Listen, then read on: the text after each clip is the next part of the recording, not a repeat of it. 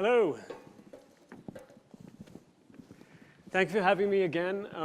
As mentioned, I'm a VR director and a traditional director, and I work with Hebe Dragons, which is an experience studio, a VR production company in LA. And the reason why I am here and the talk that I'm giving is filmmaking versus the all-seeing eye of VR. Basically, the reason why I'm talking about this is because as a filmmaker, all of the tools and the skills that I was trying to hone in order to tell a story, when VR unexpectedly was resurrected in all its glory, suddenly all of those tools were in question. And so, I mean, Scorsese himself says, cinema is a matter of what's in the frame and what's out. So when VR came around and we started to see that there was no frame anymore, that was a pretty big call out for the kinds of investigations we needed to do in this. The first projects that I started to work on, people gave me a list of rules, which I found pretty interesting for such a infant, or an industry in its infancy. And luckily, I didn't listen to a whole bunch of those because I've kind of worked in a whole bunch of other industries, and I always want to figure them out for myself until I kind of necessarily listen to them. But I've found in this industry in particular, and in sort of film sometimes as well, it's easier to sound like an expert by saying that's not possible. So that's kind of the ethos for me trying to actually find new ways to do stuff. So rather than give you guys a set of rules, this is more about me giving you some advice, some friendly advice, or maybe even just telling stories from the trenches, or actually some projects that I've worked on, because I feel as though every single project that you work on is like a university course in its own right. And so, what do we got here? Is it still working? Yeah. So another reason I'm giving this talk is because I think it's a bit of I think everyone feels a little bit trepidatious about jumping into VR. I think traditional filmmakers and storytellers in particular. And there's a whole bunch of different reasons. Some of the ones that I've noticed, that I don't know anything about tech. I don't know anything about film. I'm not a programmer. I don't know a developer. I don't know how to edit 360 film. I don't even have a headset. But I think the most deadly of all, and I think we've all probably faced this at some stage, but Real Housewives of Sydney isn't going to watch itself. And so another thing is that, another really interesting point I think made by Mr. Musk is there's a 1 in billions chance that we're not living in into a computer simulation right now. So consider yourselves all experts in virtual reality already. So I'm just going to I'm going to show you a little bit of a reel that I put together for this. These are the 3 projects that I've done with Hebe Dragons and within. One of them is a music video, the other one is a sponsored content piece involving a scientific experiment. The other one is a narrative piece. All of them have their own challenges, etc. So hopefully I'm going to burn through as many of them as possible.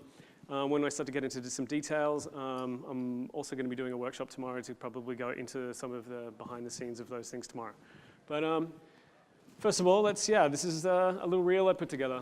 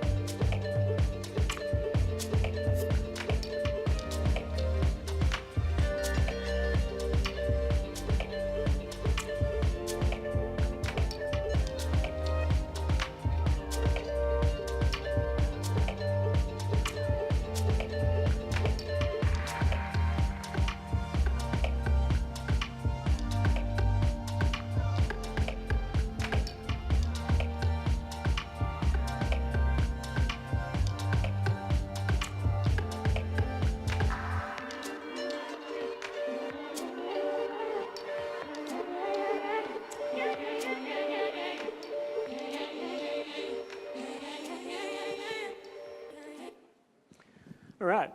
So another thing that I wanted to talk about before jumping into the VR projects is that I think one of the big things that tends to stop people as well is the fact that because there are so many unknowns that it can be a little bit daunting.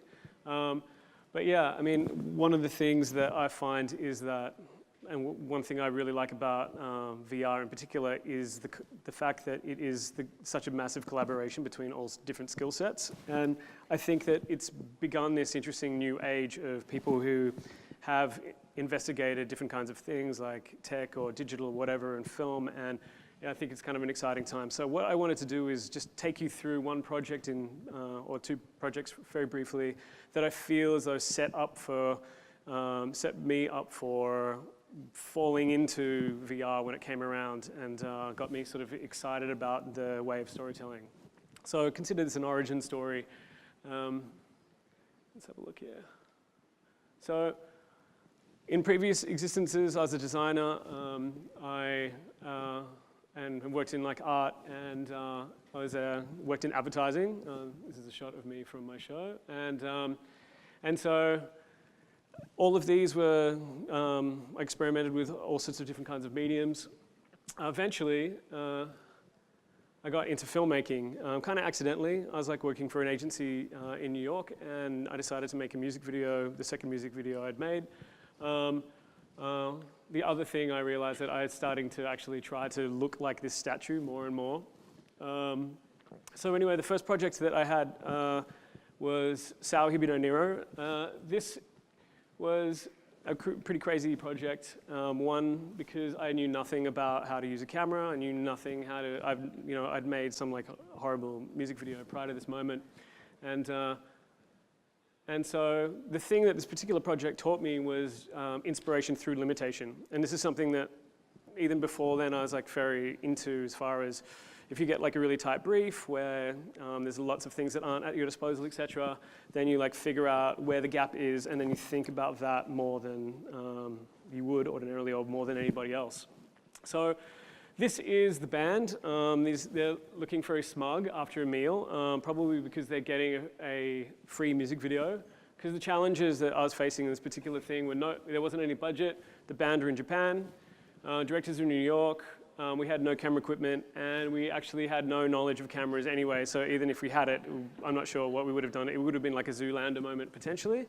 And so anyway, let's clicker. Oh. There's the directors. There's me, looking probably infinitely younger than I do now, but I'm on the T-shirt at least. And then it's Masa, Magiko, and Masa. So this is kind of like our 4-unit that we decided to work on this project. And this clicker is kind of, let's click in. Yeah, this clicker isn't working. Can we swap clickers? Oh, and it's working now, I think. I'm really killing the suspense here, right? Those smug guys, they're back again. I just wanted to, oh, okay, cool. Excellent.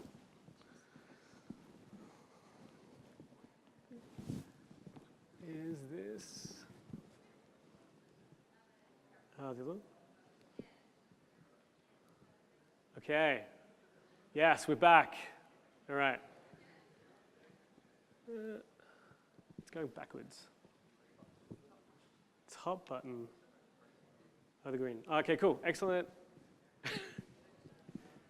This happens in production all the time. I'm sure you're aware. Where were we? Yes. So webcams was my choice of medium in this particular instance. I'd been doing some experiments with like sort of designing grids, etc.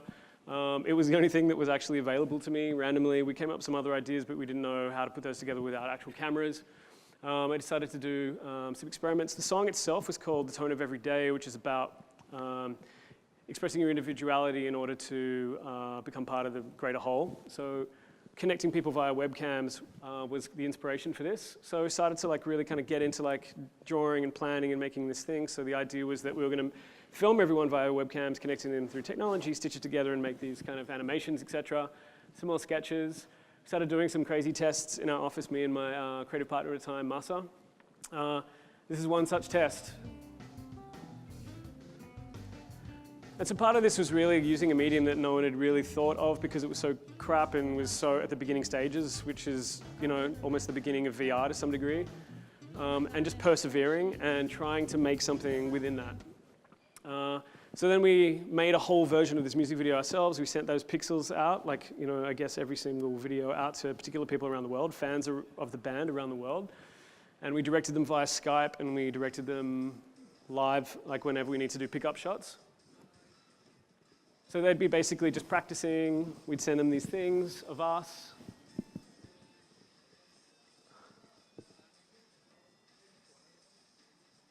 And yeah. And basically they're like, what am I doing? You know, they almost, like a lot of people thought it was a practical joke. Maybe it was in many instances. And so this is what we ended up with.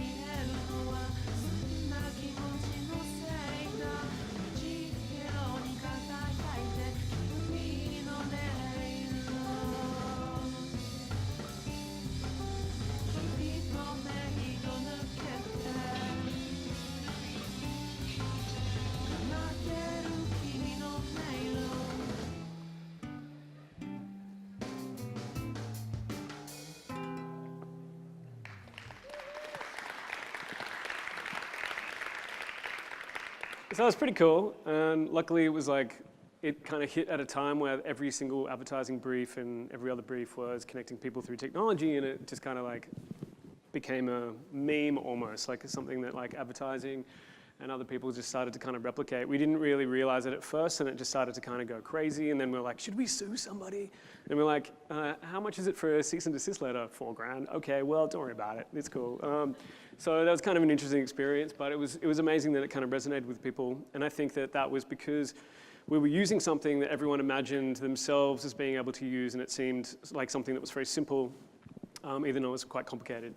The craziest thing about it, it became a Japanese wedding meme, and this music video has been recreated scene for scene like thousands of times. I don't know whose friends are awesome enough to bother to do this, because I would never do it again.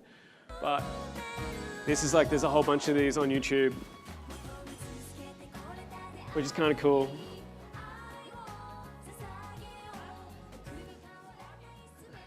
What's that?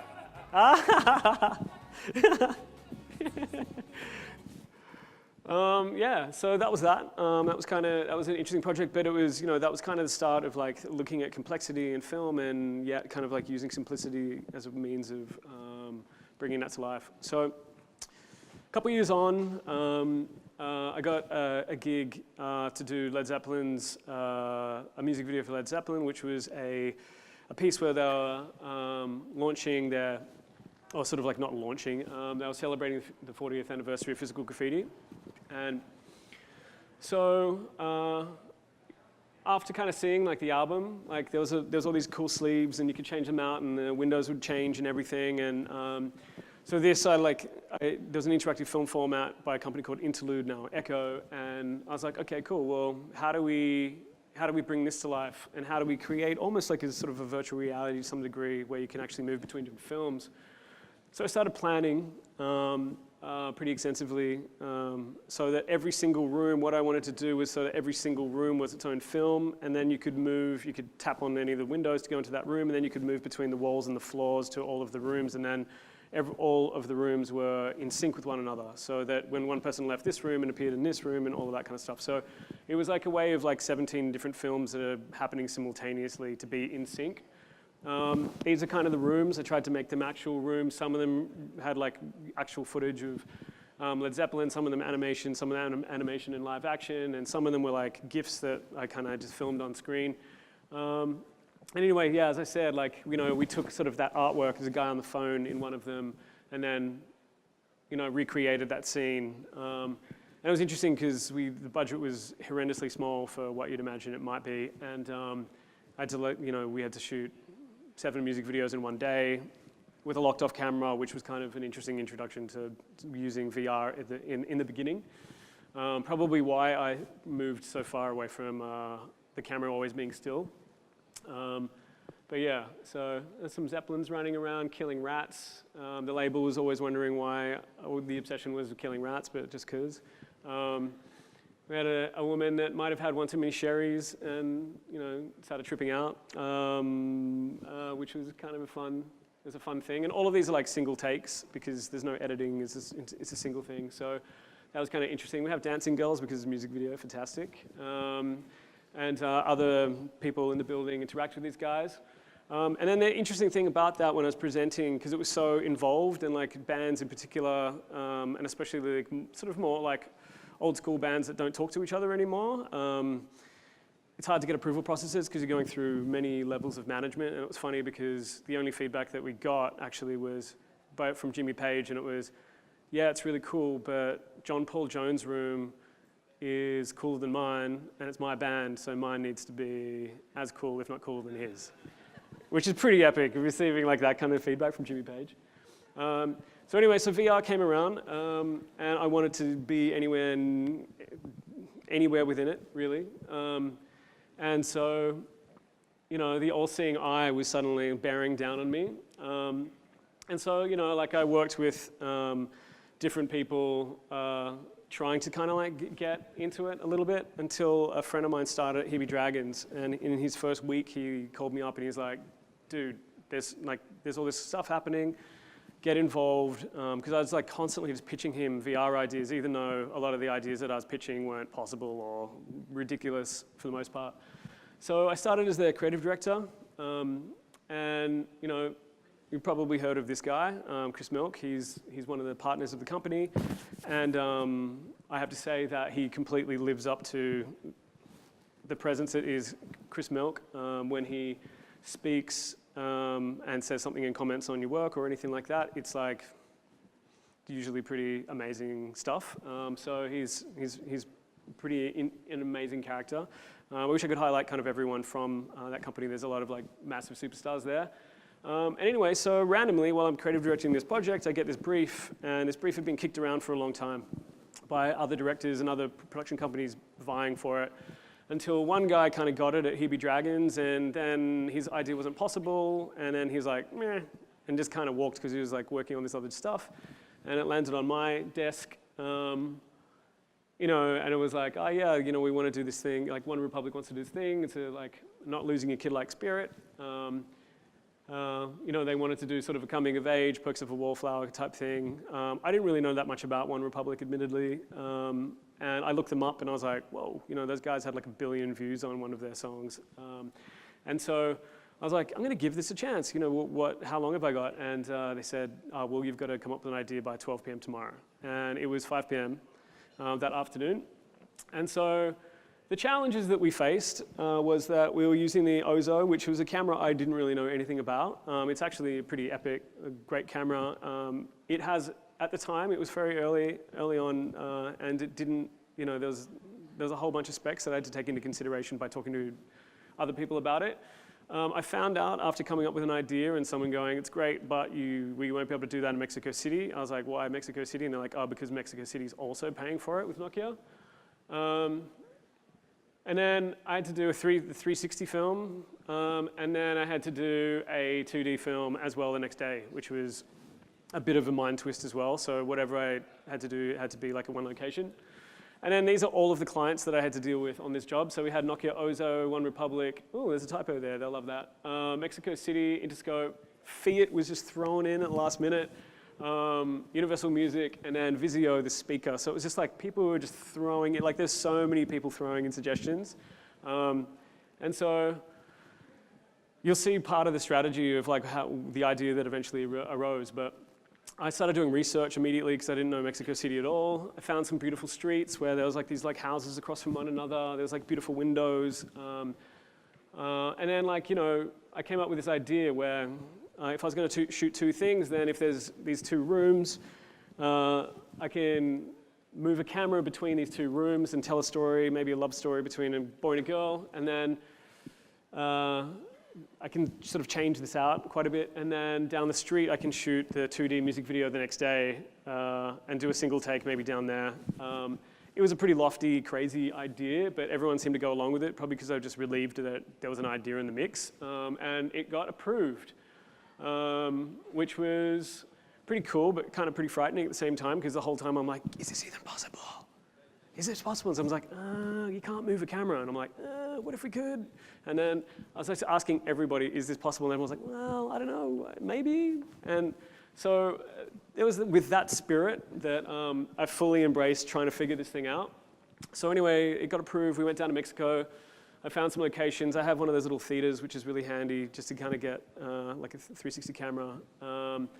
Samsung's coming out with a really cool one at the moment. And I found this place, which was like the perfect location. It was like studio